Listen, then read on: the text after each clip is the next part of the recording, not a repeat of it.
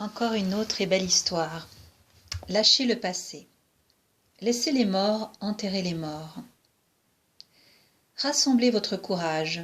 Le voyage a déjà commencé. Et même si vous faites demi-tour, vous ne retrouverez pas le rivage que vous avez laissé.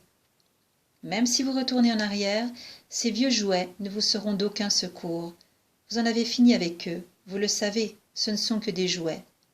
Maintenant, c'est le réel qu'il s'agit de trouver, qu'il faut investiguer, et de plus, il n'est pas très loin, il est en vous. L'homme qui vit conformément au passé ne peut que ressentir de l'ennui, une sorte d'angoisse, et trouver que sa vie manque de sens. Qu'est-ce que je fais ici? À quoi bon continuer de vivre? Que demain m'apportera-t-il? La même chose qu'aujourd'hui? Ce qui se passe aujourd'hui n'est que la répétition de ce qui s'est passé hier. Alors pourquoi? Pourquoi continuer à vous traîner du berceau à la tombe en suivant la même routine?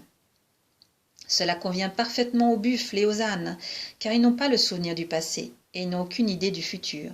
Ils ne s'ennuient pas, car pour s'ennuyer, une certaine conscience est nécessaire. Cette conscience qui sait que vous avez déjà vécu cela, qu'aujourd'hui vous le vivez à nouveau et que demain vous le vivrez encore, parce que vous ne vous sortez pas du passé, vous ne le laissez pas mourir, vous le gardez vivant. Et dans la vie, chacun se confronte à ce dilemme. Et l'unique solution consiste à laisser mourir le passé. Voici une belle histoire dans la vie de Jésus. Un matin, à l'aube, le soleil n'était pas encore levé. Jésus arriva au bord d'un lac. Un pêcheur était sur le point de jeter son filet dans l'eau.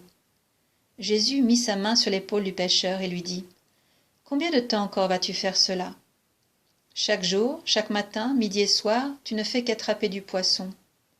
Penses-tu que ce soit là l'unique but de toute vie ? » « Je n'y ai jamais réfléchi, répondit le pêcheur. Mais maintenant que tu me poses cette question, je réalise que la vie devrait être bien plus que cela.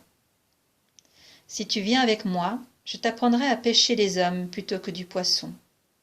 L'homme regarda Jésus dans les yeux. Quelle profondeur, quelle sincérité, tant d'amour qu'il était impossible de douter de cet homme. Un si grand silence l'entourait. Il était impossible de lui dire non. Le pêcheur jeta son filet à l'eau et suivit Jésus. Alors qu'il quittait la ville, un homme vint en courant dire au pêcheur « Ton père qui était malade depuis longtemps vient de mourir, rentre à la maison. » Le pêcheur demanda à Jésus « Donne-moi juste 3 jours que je puisse accomplir les derniers rituels qu'un fils doit faire à la mort de son père. » Et voici la réponse que je vous demande de retenir. Jésus dit au pêcheur « Laisse les morts enterrer les morts et toi, viens avec moi. » Que veut-il dire? La ville entière n'est peuplée que de morts. Ils sauront disposer du corps de ton père décédé.